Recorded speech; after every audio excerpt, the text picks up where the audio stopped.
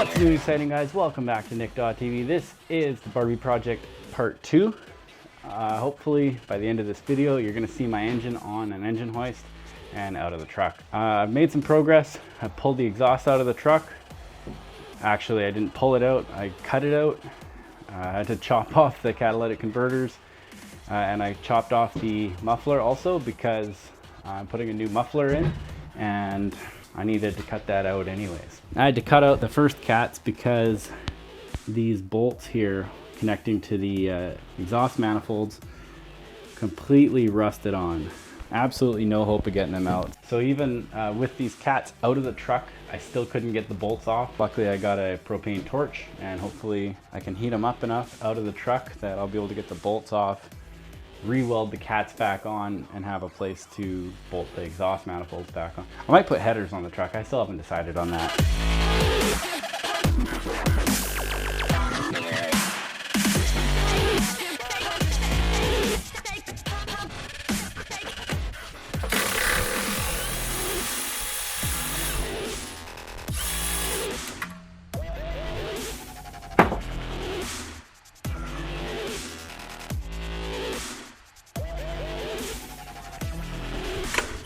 Wonder if that's the last one.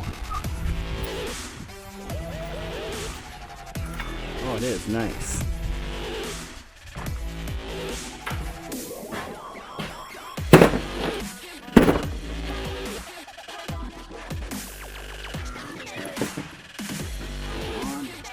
Well, I finally got the torque converter detached from the flywheel.